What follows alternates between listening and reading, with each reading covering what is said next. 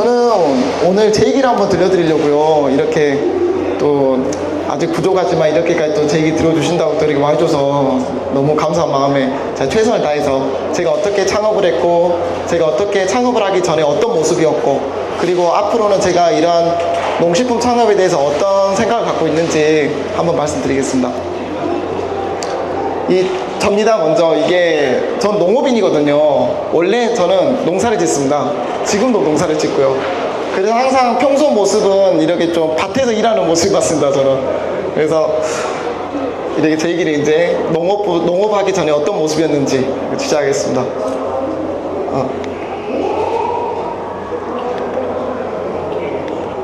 저는 원래 고시생이었습니다.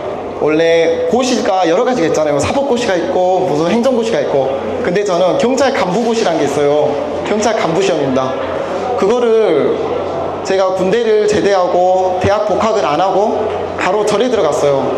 이때가 저희 혹시 제 나이 또래 계시면 그때 공무원 시험이 한창 인기였거든요. 지금도 마찬가지만요. 전 그때 생각에 공무원이 하고 싶었어요.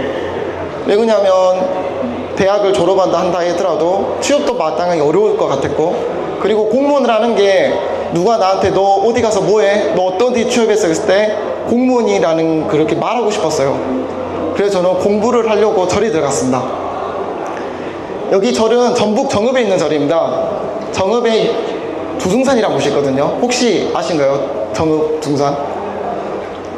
두승산에 보면 꼭대기예요. 유전사라는 절이 있어요. 거기 들어가서 거기에 고시원이 있습니다. 거기서 공부를 하는데 이 곳에 가니까 저랑 상황이 비슷한 많은 분들이 공부를 하고 계시더라고요. 근데 참 웃겨요. 절이란 곳이요, 사람이 마음 맞는 사람들끼리, 비슷한 환경에 있는 사람들끼리 모이다 보니까 맨날 술을 먹습니다. 저녁만 되면 모여갖고 뭐 헌법이 어찌고 형법이 어찌고 이제 그런 얘기를 하면서 술을 먹어요. 그리고 이제 아침이 되면 잠시 밥을 먹고 점심 때 되면 또 족구를 찹니다. 그렇게 제가 절에서 몇 년을 보낸지 아세요? 6년을 보냈습니다. 이제 이렇게 하다 보니까 이제 그 뭐라 하죠? 우리 익숙해진다 하죠. 그 삶에. 공부는 시험은 계속 떨어지죠. 근다고 제가 어디 갈 데는 없죠. 왜 그러냐면 공무원 시험의 최대 단점이 이거예요. 오래 하면 할수록 스펙이 단절돼 있어요. 그러니까 갈 데가 없습니다. 그래서 이렇게 절에서 너무 어떻게 보면 6년간 한쪽은 마음이 불안감을 가지면서 너무 즐겁게 지냈습니다. 근데 제가 어느 순간에 고민을 했습니다. 절에서 나가야 된다고. 이게 도저히 이렇게 살다가는 폐인 되겠더라고요. 집에서 용돈은 타다 쓰죠. 엄마한테는 죄송하죠. 그리고 부모님은 제가 공부한 지 아실 거 아니에요. 그래서 자, 이때 큰 고민을 하고 제가 용기를 내고 절에서 나갑니다. 제가 이때가 나이가 28이었을 거예요. 제가 제일 처음에 나가서 한 게 취업은 하기 싫더라고요. 그래서 그냥 아무거나 해보자. 집에다가 타는 그 한 달에 제가 40만원씩 용돈을 받았거든요, 부모님한테. 그거를 안 받으려면 일을 해야 되잖아요. 그래서 아무거나 해보자 한 게 붕어빵이었습니다. 28에. 이 붕어빵도 전북 정읍의 한 아파트 단지 앞에서 붕어빵 장사 시작했는데요, 재밌더라고요. 장사가 너무 잘 됐어요. 하루에 붕어빵을 보면 평균적으로요, 저한테 붕어빵을 이래 재료를 해주신 분이 하루에 15만원을 팔면 많이 파는 거래요. 근데 저희는요, 신문이 날 정도로 저희가 하루에 70만원, 80만원 팔았습니다. 붕어빵으로. 엄청나죠. 저희가 왜 이렇게 잘 됐냐면요, 지금은 배달통과 배달의 민족이 발달돼 있죠. 근데 그때 저는 제 친구하고 둘이 붕어빵 배달 서비스 시작했습니다. 오토바이를 갖고. 그래서 붕어빵 오래전 눅눅이잖아요. 그거를 보완하기 위해서 아이디어를 내고 눅눅하지 않는 붕어빵을 아무리 멀어도 15km, 20km 안까지 저희 배달해 드렸어요. 붕어빵을. 그렇게 하다 보니까 이렇게 막 전북 신문 메인에도 이렇게 나오고, 이거 재밌었습니다. 근데 이때 참 재밌는 일이 벌어졌어요. 붕어빵이 보통 시간이 저희가 3시부터 붕어빵을 했거든요. 근데 거기 오시는 분이 저한테 그러더라고요. 낮에 시간이 많이 남으니까 저한테 농사를 해보래요. 젊은 친구가 이제 뭐 능력도 없죠. 뭐 붕어빵 하고 있죠, 친구랑. 그러니까 농사를 한번 지어보래요. 농사가 1년 중에 조금만 일을 하면 된대요, 아침에 가서. 그래서 제가 농사를 한번 해봤어요. 밭을 구해서. 해보니까 돼지감자라는 작물이 있습니다. 혹시 아시나요? 돼지감자. 돼지감자가 심기만 하면 자라요. 혼자. 절대 관리가 필요 없는 작물입니다. 그래서 돼지감자를 심고 아침에는 밭에 가고 오후에는 이렇게 친구랑 이렇게 나와서 붕어빵 장사를 하고, 이제 이렇게 밭에다 돼지감자 심었는데요, 제가 지금까지 느껴보지 못한 그 행복감을 제가 밭에서 느꼈습니다. 전에 공부를 할 때는 눈만 감잖아요. 그러면 머릿속에서 여기 공부해본 계시죠? 그 공무원 시험. 머릿속에서 평균 점수가 맨날 계산을 해요. 형법 몇 점, 경찰학 몇 점, 수사 몇 점. 그러면 평균 몇 점이니까 나는 학교 갈 수 있겠다. 맨날 이런 생각을 하고 사니까 잠이 안 와요. 제가 불면증이 너무 심했어요. 근데 밭일을 다닌 순간 아무 생각이 안 나더라고요. 눈만 감으면 자요. 그 특징이, 농사일이란 게 어떻게 보면 몸이 되죠. 근데 어떻게 보면 식물을 상대하면서 어떤 감정 소비가 없으면서 제가 오히려 감정 소비가 아니라 감정을 더 에너지를 채우는 거죠. 농업은 그렇게 식물을 상대하면서 제 에너지가 계속 올라갔나 봐요. 그리고 제가 머릿속에 있는 뭐 고뇌라든가 어떤 고민, 걱정거리, 그게 밭에만 가면 내려지는 거예요. 그러면서 제가 농업의 매력을 느꼈습니다. 어떻게 보면 비록 제가 뭐 저희 부모님이 농사를 짓는 것도 아니었고, 그리고 제가 뭐 여유로운 그런 집도 아니고요, 기반은 없었지만 가만히 보니까 시골에 노노 땅이 너무 많더라고요. 다들 어르신들이고, 앞으로 10년, 20년 뒤면 정말 시골에는 눈에 보이는 게 다 빌릴 수 있는 땅이구나, 다 내 땅이 될 수도 있겠구나, 이런 생각이 들었습니다. 그래서 저는 농업을 결정하게 됐습니다. 이거 한번 해보자. 큰 돈벌이 아니어도 좋다. 내 밥벌이만 하되 한번 좀 뭐라죠, 어떻게 보면 좀 오그라드는 얘기일 수도 있지만 진짜 내 행복을 위해서 한번 살아보자, 그런 욕심이 들어서 저는 아무 기반도 없이 농업에 뛰어들었습니다. 이렇게 농업을 시작을 하려고 보니까요, 저는 공부를 한다고 절에 있었잖아요. 근데 절에 스님이 저한테 그러더라고요. 제가 스님한테 갔습니다. 저 원래 집이 광주거든요. 그러니까 전업에 아는 사람이 아무도 없잖아요. 스님한테, 스님 저 농사를 지으려고 합니다. 그러면서 제가 책도 다 쌌습니다. 스님이 하는 말이 저한테, 지용아, 제 이름이 김지용이거든요. 지용아, 농사 지으려면 너가 지금까지 6년간 땡볕에서 일도 안 해보고, 어디 가서 네가 뭐 공사판 갖고 일도 안 해보고 네가 어떻게 농사 지을래? 그래서 저한테 제안을 해주셨던 게, 어디든 가서 한번 일을 해봐라 너는. 그래서 무작정 아무 데나 찾아갔어요, 농장을. 그냥 일 좀 시켜달라고. 그게 야생화 농장이었습니다. 지금 여기 구졸초 축제 끝났죠. 지금은 산내에 야생화를 하는 농장이 있거든요. 거길 들어갔어요. 거길 들어가서 일단 농사일을 배웠습니다. 뭐든지 그냥 뭐 트랙터 시키면 한번 해보고, 뭐 경운기 시키면 해보고, 뭐 힘쓰는 것도 해보고, 제일 힘들었던 게 땡볕에서 일하는 거. 그거는 진짜 못하겠더라고요. 저도 너무 힘들었습니다, 그때. 근데 이렇게 일을 하면서요, 참 거기에 21살짜리 젊은 친구가 있었거든요. 근데 그 친구랑 저랑 이렇게 같이 일하는데, 그 친구가 너무 똑똑해요. 우리 농업에 있어서 뭐 질소인산 가리, 뭐 8대 9대 영양 성분, 뭐 9대 영양소, 뭐 미생물, 너무 많은 지식을 갖고 있더라고요. 근데 그 친구가 어떤 친구냐면요, 한국농수산대학의 실습생이었습니다. 한국농수산대학교는 1년간 현장에서 실습을 하거든요. 그래서 그 친구 보고 좀 많은, 좀 어떻게 보면 자괴감이 들면서, 나는 나이 먹고 뭐 했나 대체, 자괴감도 들면서 뭔가 저도 새로운 걸 도전하고 싶었어요. 이왕 제가 농사를 지으려고 평생 마음을 먹은 거, 나도 그러면 대학에 가자. 늦게라도 제가 그 대학을 다시 도전을 합니다. 그래서 30살에 수능을 보고 떨어졌어요. 1차는 제가 기반이 없었거든요. 한국농수산대학교라는 학교는 농지 기반을 봅니다, 부모님의. 근데 저는 기반이 없으니까 떨어지고 정시를 봐야 된다 그러더라고요. 그래서 수능을 받고, 다행히도 제가 경찰 공부하면서 영어는 참 열심히 해놨거든요. 수능에서 영어 등급이 너무 잘 나온 거예요. 그래서 학교에 제가 들어가게 됩니다. 이렇게 학교에 들어가서요, 이때부터 너무 재밌었습니다. 학교에 들어가니까, 제가 전공이 특용작물학과거든요. 저 말고 저희 학과가 30명인데요 제가 제일 큰 형이었어요. 다 20살 어린 동생들. 근데 그 동생들하고 우리가 앞으로 추구하려는 방향이 똑같다 보니까요. 농업이잖아요. 근데 이때부터는 농사를 짓기로 마음을 먹고 학교에서 이렇게 농업과 관련된 일을 하면서 제 삶을 위해서 살긴 것 같습니다. 그리고 너무 제가 주체적으로 제 삶을 살기 시작한 때가 이때부터입니다. 근데 너무 좋다가도 이제 저한테 큰 시련이 한번 왔습니다. 여자친구가 너무 갑자기 몸이 너무 안 좋은 거예요. 막 몸이 막 붓고, 저는 솔직히 말해서 저는 임신한 줄 알았어요. 배가 막 이렇게 나오길래요. 근데 너무 깜짝 놀라서 이제 구급차를 타고 병원에 갔는데, 병원에서 하는 말이 갑상선 항진증이라고 혹시 아세요? 이게 저는 그렇게 무서운 병인지 몰랐거든요. 이게 갑자기 몸이 장기가 무너진대요. 그리고 복수가 차고, 복수가 참으로 인해서 몸 안에 신장, 특히 심장도 너무 위험해지더라고요. 그래서 병원에서 저한테 그랬습니다. 그때 중환자실에서 이제 혈액 투석을 시작을 하는데 살기 힘들다고 저한테 그 말까지 했습니다. 그러면서 혹시라도 살아나더라도 간 이식을 해야 된대요. 간도 무너졌거든요. 이게 복수가 너무 많이 차니까.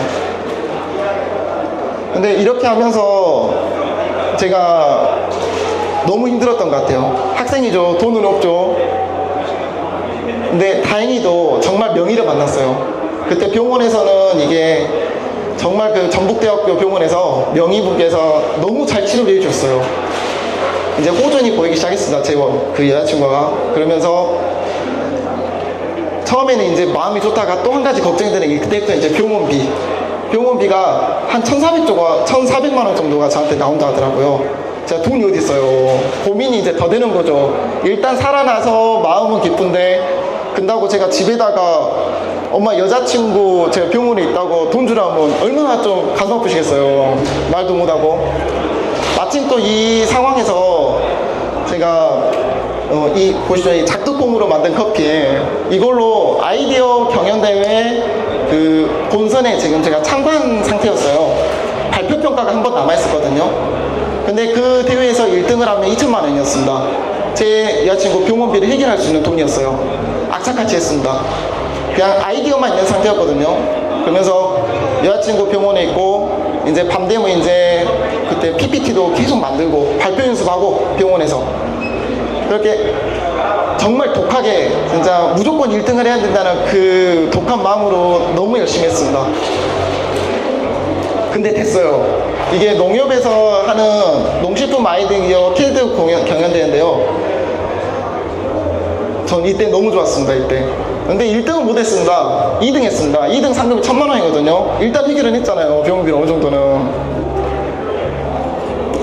이렇게 이 경연대회가 끝나고, 제가 원래는 작두콩 커피로 창업을 생각을 못했어요. 근데 이렇게까지 저한테 인연으로 다가오고 애착이 더 가더라고요. 이 아이템이요. 그리고 제 그때 당시 여자친구도 한번 해보자 이거. 이게 저는 시장성이 별로 없다고 봤거든요. 이 아이템이요. 누가 마시겠어요. 커피를 카페인 먹지. 저도 마찬가지인데. 그래서 한번 이걸로 고민 끝에 이러한 인연으로 저한테 큰 행운을 갖다 준 이 아이템으로 사업을 한번 구상을 하게 됩니다. 저희 여기 창업하신 분들도 많이 계시고, 앞으로 뭐 창업에 관심 있으신 분도 많이 있으실 거예요. 근데 창업이란 게 단순히 그냥 아이디어를 갖고 창업한다, 이거는 아니었던 것 같아요. 그때 당시 생각이. 제 이 아이템이 과연 소비자들이 반응이 있는 아이템일까, 나 혼자 좋은 상품일까, 이거를 알기 위해서 제가 3학년 때 공짜로 자리를 많이 주더라고요. 이렇게 시음할 수 있는 자리를 1년간 시음을 했습니다. 작두콩을 사다가 로스팅을 해다가 제가 학교 동생들한테 술 한 잔씩 사주고 같이 도와주라고 시음을 하러 다녔습니다. 그렇게 1년을 시음을 하면서 확신이 한 가지 들었어요. 제 상품이 호불호가 있는 상품이거든요. 근데 충성 고객이 생기더라고요. 10명 중에 1명은 제 거를 너무 좋아하시는 거예요. 그래서 이걸로 한다면, 이걸로 사업을 시작한다면 내가 어느 정도, 비록 이 사업이 막 불꽃처럼 막 튀기지 않겠지만 근데 지속 가능성을 가질 수 있겠다, 이런 확신이 들었습니다. 그래서 이 작두콩 커피로 이제 창업을 이제 하려고 이제 마음을 먹습니다. 제대로 공장도 차려야 되고요. 이제 창업을 하는 과정에서 저희 농식품 창업하면 가장 준비가 돼야 될 게 이제 위탁 가공입니다. 공장이 없으니까요. 위탁 가공 먼저 찾으려고 주변을 수음을 했어요. 근데 문제는, 첫 번째 문제는 이거였습니다. 이게 제게 커피가 아니잖아요. 작두콩이잖아요. 위탁 가공을 안 해줘요. 커피 로스팅 업체에서. 향이 바뀌거나 많이 뭐 그런 게 적용이 안 된다고. 그리고 또 다른 문제는 저 같은 초기 스타트업들은 많은 물량을 위탁을 할 수가 없어요.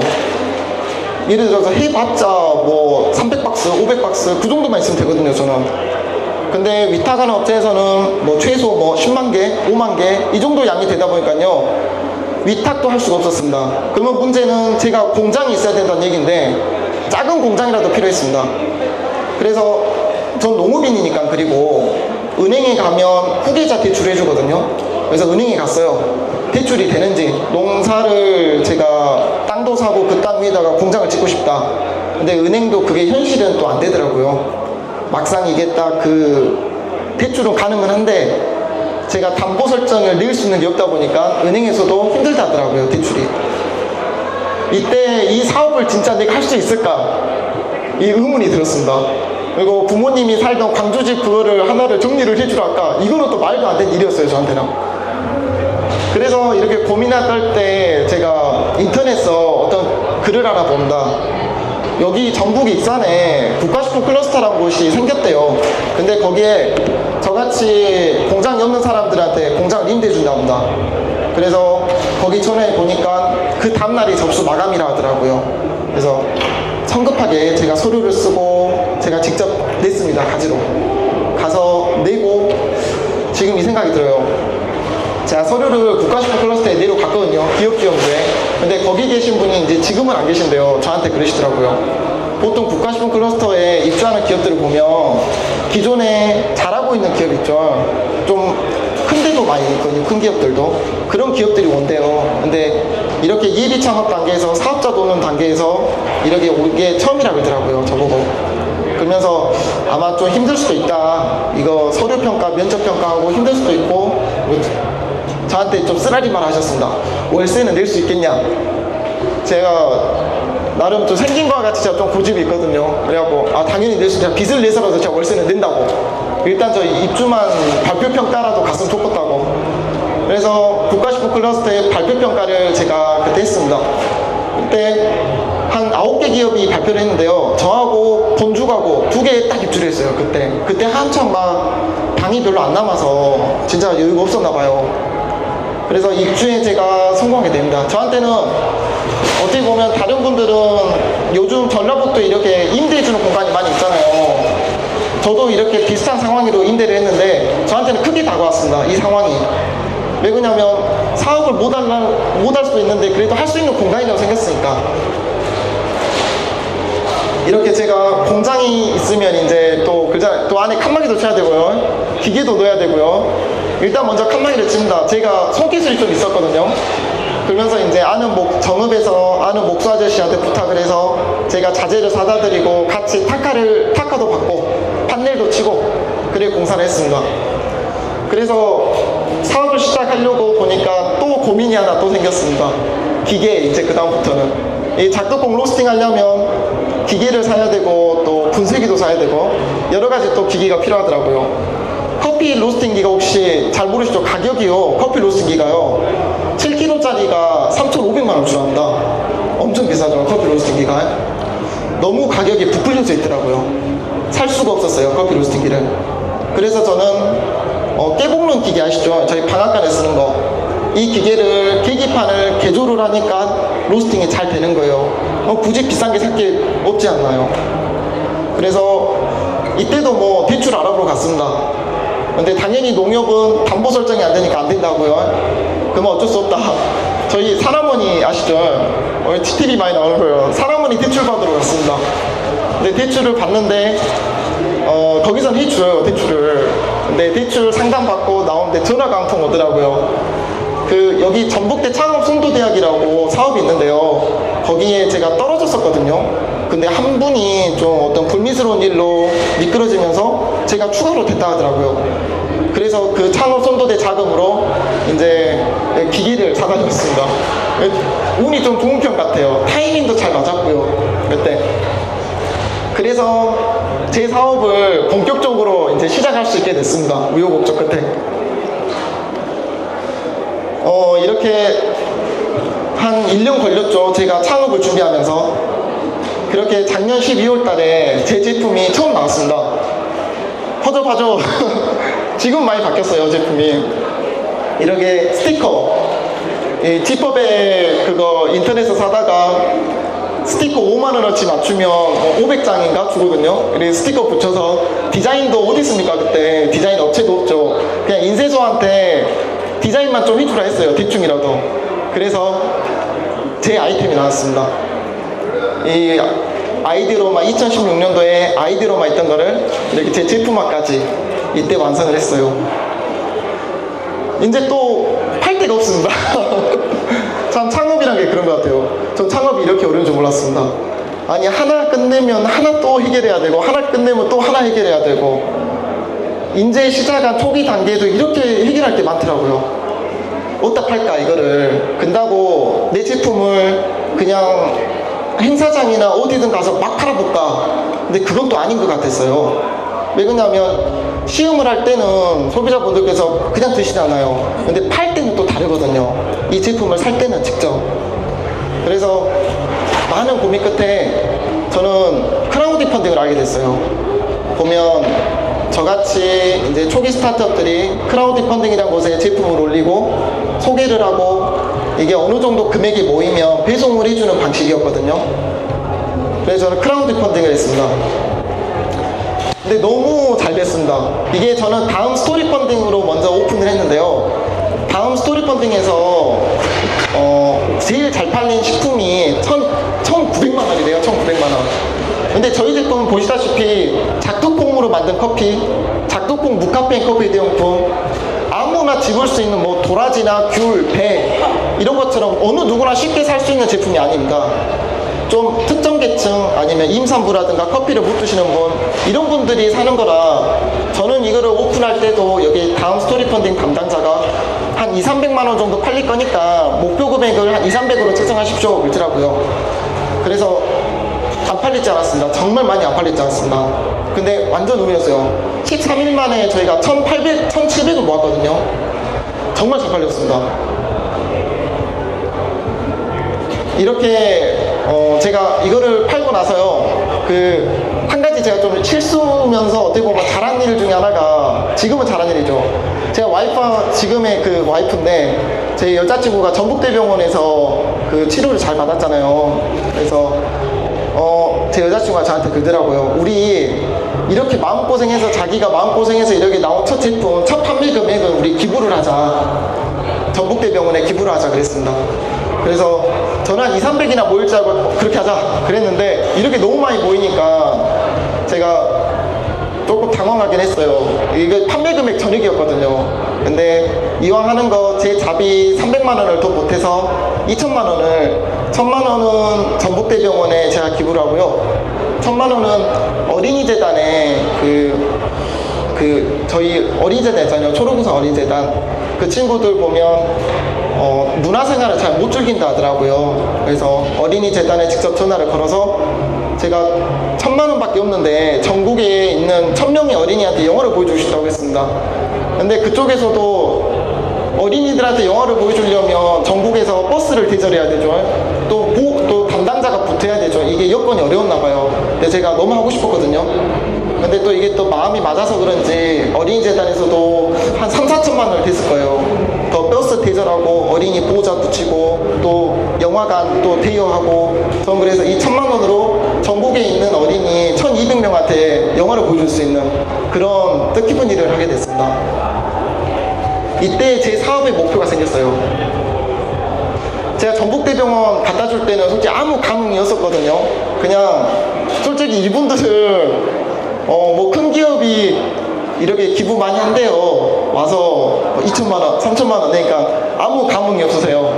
근데 이렇게 기부를 할 때는요, 어린이재단 애들한테 영화를 보여줄 때는 제가 처음 겪는 거잖아요. 저도 맨날 집에서 부모님한테 용돈 받고 그렇게 살다가 나 아닌 타인에게 이런 모습을 행했을 때는 너무 새로웠습니다. 어린애들이 제가 보여준 영화를 보고 너무 즐거워할 때, 그리고 저도 어렸을 때 생각이 났어요. 저 어렸을 때 후리쉬맨 혹시 기억나시나요? 후리쉬맨 봤던 영화가 기억이 나더라고요. 그러면 이 친구, 제가 이 어린이들도 나중에 내 나이가 됐을 때 그 사람이 보여줬던 영화를 기억할 거 아닙니까? 그게 너무 뜻깊은 거예요.